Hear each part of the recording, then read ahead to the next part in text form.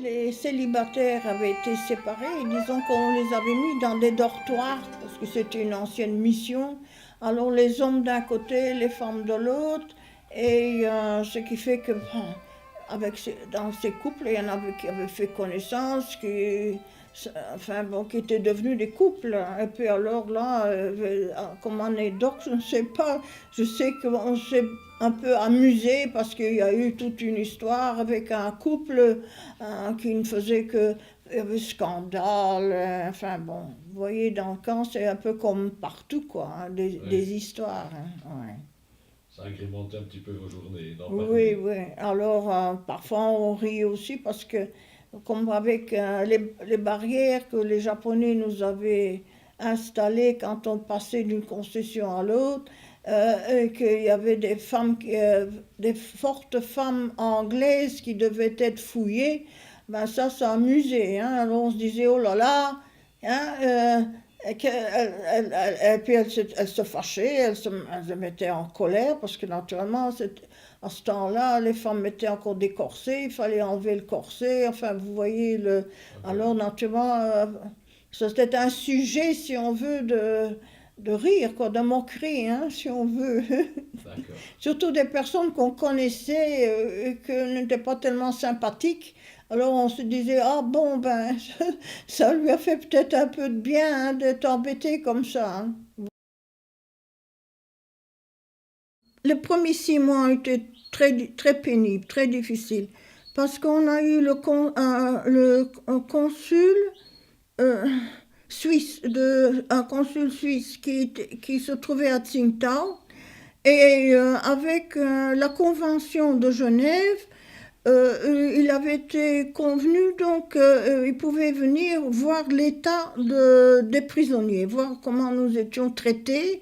Et naturellement, il devait faire très attention vis-à-vis des Japonais, hein, pour ne pas les mettre en colère. Mais nous n'avions il n'y avait que le comité qui pouvait avoir des contacts avec lui, mais pas les prisonniers. Il ne pouvait pas parler aux prisonniers. Mais seulement on avait réussi, grâce au consul, de passer quand même quelques messages. Et finalement, ma grand-mère a quand même su que ma tante, elle était bien là-bas, enfin que elle était toujours en vie, elle a eu des nouvelles. Ce qui fait que du coup, elle se sentait déjà beaucoup mieux.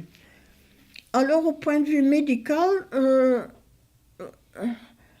on avait quand même pu, quoique le médecin avait dû prendre certainement avec elle certains médicaments, ce qui fait que, comme moi par exemple, j'ai développé là-bas un début de goitre, et alors ma mère m'avait envoyé chez le médecin, et c'était une dame, et elle m'avait fait prendre donc de l'iode, mais il y avait d'autres personnes sûrement qui avaient également des problèmes.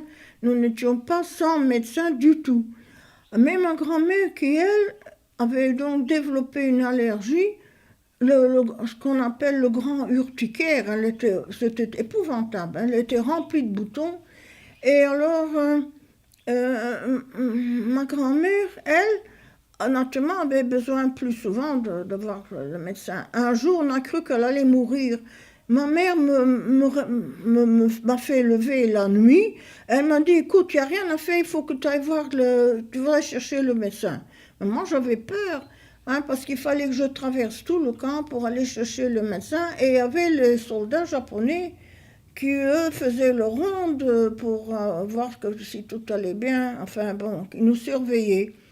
Et alors, finalement, j'ai quand même réussi à trouver le médecin. Et alors, elle est venue pour soigner ma grand-mère. Mais je ne sais pas ce qu'elle lui a donné. Mais enfin, l'urticaire, ça s'est un peu apaisé. Ouais, ça, c'est. Ouais, naturellement, vous savez, il y avait des gens qui avaient énormément maigri parce qu'ils n'avaient pas eu, ils ne savaient pas. Nous, on a eu la chance parce qu'il y a mon beau-père qui lui s'était réfugié dans un petit endroit qui parvenait à nous envoyer de temps en temps un colis. Et c'est grâce à ce colis que nous avons survécu, si on veut, et aussi avec les colis qu'on recevait de la Croix-Rouge. Mais ça, c'était la fête dans le camp quand on recevait ces colis.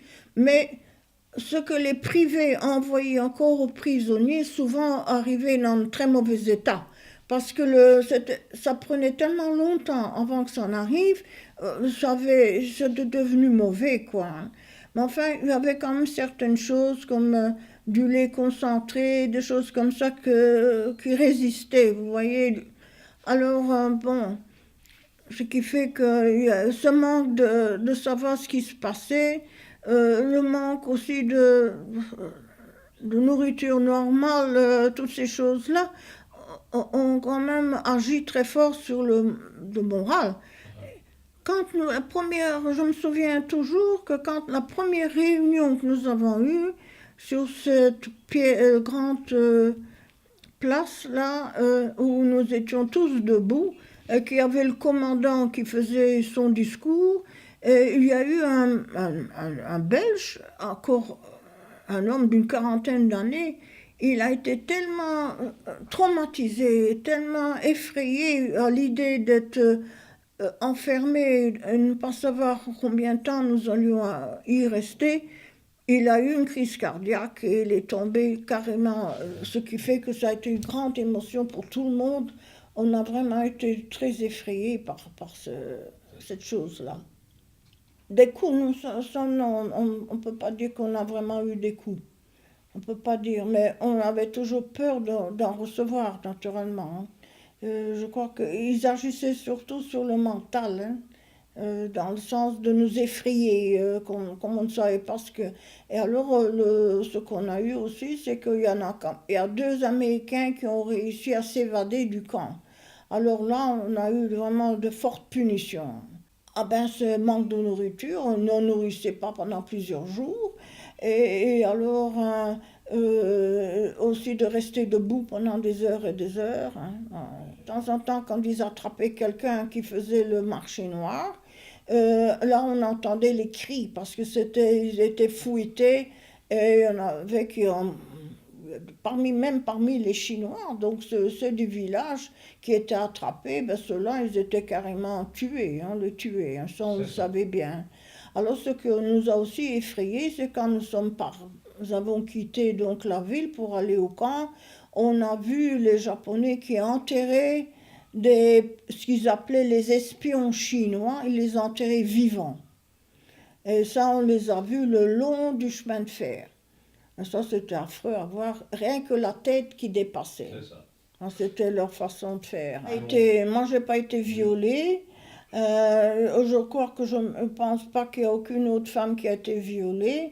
Ce qui est assez étonnant, c'était pas dans notre cas, en tout cas, le cas. Mais après, j'ai appris par un ami qu'il existait pas loin du camp un centre de prostituées qui avait été créé pour les soldats japonais qui nous surveillaient et qui nous tenaient donc en tant que prisonniers. Et c'était des femmes pas volontaires, hein. Elles avaient été enlevées et parmi elles, il y avait non seulement des Chinoises, mais aussi des Coréennes, et des femmes asiatiques sur lesquelles les Japonais avaient dominé, certainement de l'Indonésie également. Et alors, ce qui fait que, parce que eux ce qu'ils voulaient, vis-à-vis de la Convention de Genève, montrer, et aussi du consul qui venait nous voir, comme quoi qu'ils étaient corrects, que nous n'étions pas maltraités, qu'on ne nous violait pas, etc. Et qu'il n'y avait finalement pas beaucoup de morts dans notre camp, ce qui était vrai. Vous voyez, c'était une image qu'ils voulaient donner à l'extérieur.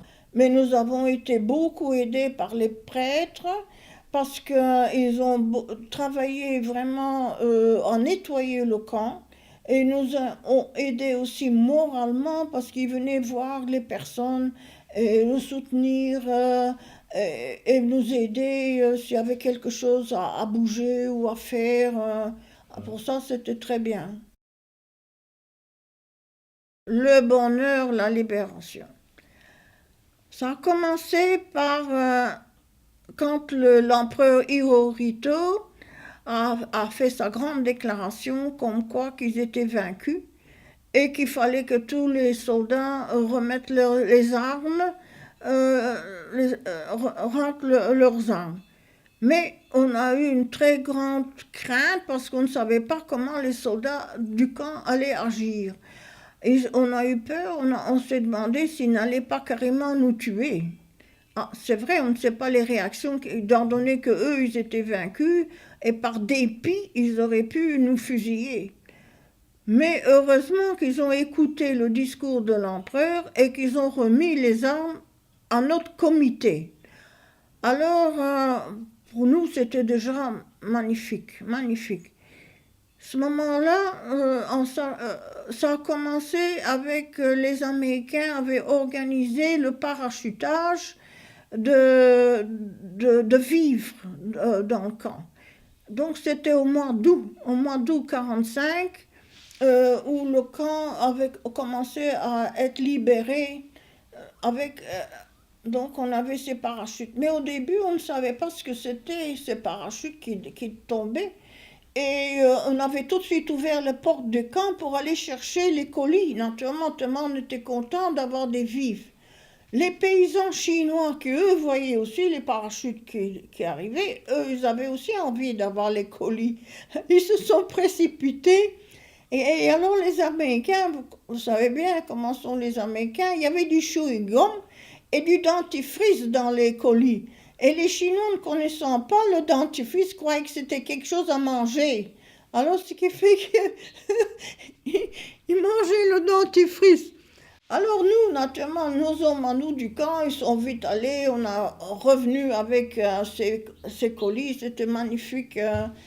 C'était la première fois qu'on voyait quand même du chocolat, des boîtes de lait, enfin toutes les choses des saucissons, enfin toutes les choses qu'on n'avait plus eues depuis des années. Hein. Mais tout de suite après, il y a eu les premiers hommes, les soldats qui sont arrivés. Mais on avait quand même aussi des craintes pour les soldats. On ne savait pas parce qu'il y avait encore des soldats japonais qui s'étaient réfugiés dans les villages chinois. Et voyaient aussi les parachutistes qui arrivaient. Mais les Américains avaient été très intelligents. Ils avaient engagé tous des hommes de type asiatique. Comme premiers parachutistes, c'était des Coréens, des Asiatiques. Ce qui fait qu'ils se disaient que si jamais ils étaient attrapés, ils pouvaient encore se réfugier et se faire passer pour des Chinois, vous voyez. Mais enfin, ça a été, ils n'ont pas eu de problème de ce genre. Mais alors, nous, on a pris les parachutes pour en faire des vêtements, parce que nous n'avions quasiment pas grand-chose à nous mettre. Et c'était des parachutes, c'était un très bon tissu, hein, c'était, enfin bon... C'était les parachutes jaunes, je me rappelle, c'était jaune. Ouais. Alors, bon, le camp a été libéré, c'était une joie, quelque chose de... Il y avait des femmes qui n'avaient plus, qui s'étaient lavé les cheveux un jour ou deux avant, qui n'avaient même pas pris le temps de se coiffer ni rien, couraient comme des folles pour aller accueillir les soldats américains qui arrivaient, et les hommes les portaient sur les épaules. Les Américains ont tout de suite mis des micros dans le camp, avec des chants, vous savez, américains, bien entendu, hein, que c'est pour le moral. Et alors, on a reçu du chewing-gum en quantité, enfin, des bonbons, des chocolats, toutes sortes, enfin. C'était très bien. Mais seulement, le gros problème, c'était nous ramener chez nous. Comment est-ce qu'il fallait faire? Parce qu'entre-temps, il y a les communistes qui avaient pris le pouvoir en Chine. C'est-à-dire que Mao Zedong avait ses armées qui descendaient des montagnes et ils avaient fait sauter tous les rails de chemin de fer autour du camp. Ce qui fait qu'on a été obligé de rester encore 3 mois dans le camp avant que les Américains aient pu trouver une solution pour nous faire évacuer du camp. Et nous avons finalement quitté le camp en avion américain, militaire, à destination de Tientsin. C'était la ville où nous habitions. Vous voyez, je prenais 1 heure, peut-être 1h30 d'avion, c'était pas loin, hein. Parce que moi j'ai encore vécu le bombardement des réservoirs d'essence Ils ont envoyé des bombes dans les réservoirs. Il y avait la ville qui était en feu, enfin beaucoup d'incendies, enfin tout ça. Alors on a vécu la prise de pouvoir par les communistes avec les soldats nationalistes qui se mettaient à genoux pour supplier qu'on les tue pas. Quand nous sommes rentrés chez nous, on a eu tellement peur on se couchait par terre parce qu'ils tiraient partout. Hein, ouais. Alors finalement, c'est les communistes qui sont venus au pouvoir. Ça m'a fait beaucoup de tort, naturellement, étant donné que d'abord j'avais été au pensionnat chez les sœurs franciscaines à Tientsin, et puis après à Tsingtao, parce que nous avons vécu 1 an et demi à Tsingtao. Et puis mon beau-père, sentant que la situation tournait mal, on est revenu vivre à Tientsin. Et à Tientsin, mes parents ont dit le mieux à faire, c'est que tu ailles à l'école municipale française, ce que j'ai fait. Heureusement qu'à ce moment-là, je m'étais bien plu à l'école, je travaillais bien. Mais voilà que j'étais bien partie dans mes études, voilà l'internement. À l'internement, il n'y avait pas de professeur français, c'était des Anglais qui étaient avec nous dans le camp. Alors, heureusement, si on veut, qu'ils étaient avec nous, parce que ces professeurs anglais ont quand même réussi à donner cours dans l'ancienne église protestante de la mission du camp. Et il n'y avait pas de chauffage à l'église, mais on y allait pour suivre des cours. Et moi, j'ai dû complètement changer du système français au système anglais. Hein, ce qui fait que c'était très difficile parce que c'est aussi même non seulement pour la grammaire, mais aussi pour les mathématiques. Hein. Donc c'était tout à fait différent. Mais c'était quand même une bonne chose qu'on a quand même réussi à avoir des cours à l'école. Mais naturellement, c'était pas dans des bonnes conditions. Résultat, tout ça, à la fin, quand je suis sortie du camp, j'avais à ce moment-là 16 ans. Moi, j'ai pas su avoir aucun diplôme. C'était trop tard pour recommencer faire d'autres études ou quoi que ce soit. Donc, pour moi, c'était quand même pas une bonne chose. Et nous avions nos voisins qui étaient magnifiques, très charmants, monsieur et madame Pander. Madame a même eu un enfant au camp. Et j'ai toujours gardé un excellent souvenir de ces personnes euh, qui, nous, euh, qui nous remontaient même le moral, surtout avec ma grand-mère. Et c'était donc le directeur de la Banque belge pour l'étranger. Et il me taquinait même parfois, vous savez. Et moi, je me suis beaucoup occupée de leur de leur fils qui s'appelait Léopold. Léopold Pander. C'est ça. Ouais, je crois, à mon avis, il vit toujours. Il vit toujours. Mais après, quand nous sommes revenus, à la banque, les employés ont été envoyés à d'autres endroits. Ils ne sont même pas restés à Tientsin, ce qui fait qu'on s'est un peu perdu de vue par après, quoi. Hein. Ouais. C'est ça. Et alors, et vous avez continué, malgré l'arrivée des communistes, vous avez continué à vivre à Tientsin Pendant 1 an et demi. pendant un an et Mon demi. beau-père a voulu résister parce qu'il n'a jamais cru que le régime allait se maintenir, parce que c'était trop contre le caractère des Chinois. Parce que le Chinois est bon vivant. Euh, C'était comme ça qu'ils étaient. Et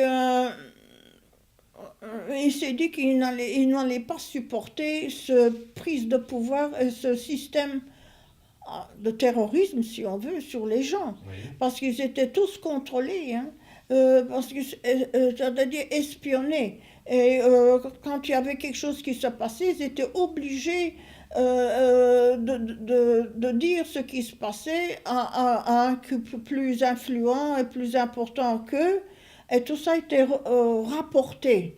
Alors ils ont vécu, c'était, comme je dis, pas du tout Et alors, malheureusement, comme à la banque, comme mon oncle est revenu du Congo, il a été réengagé par la Banque belge pour l'étranger à reprendre son poste. Et alors on a vu comment ça s'est passé à la banque, c'est-à-dire que quand les communistes ont pris le pouvoir, ils ont gardé les directeurs européens, donc, mais ils ont attaché à chaque directeur un directeur chinois. Et quand le directeur chinois était suffisamment au courant, l'autre directeur devait partir. Vous voyez, c'est comme ça petit à petit qu'ils ont pris le pouvoir, quoi. Alors, mon beau-père, pendant 1 an et demi, il a voulu résister. Et puis, ça n'a pas marché. Il y avait les bateaux ne venaient plus, les ports qui étaient bloqués. Il traitait beaucoup avec les États-Unis parce qu'ils vendaient ce sont des balles de tresse de paille avec tous des modèles différents. Et seulement, c'était plus possible. Et alors, on s'est dit qu'il n'y avait qu'une seule chose à faire, c'était revenir en Belgique. Et comme ma mère préférait revenir en Belgique pour être avec sa famille, on est revenu vivre ici en Belgique, retourner en Belgique. Mais on n'a jamais pensé qu'on allait être obligé de quitter la Chine. On n'a pas pensé qu'après on allait tomber dans le système avec les communistes.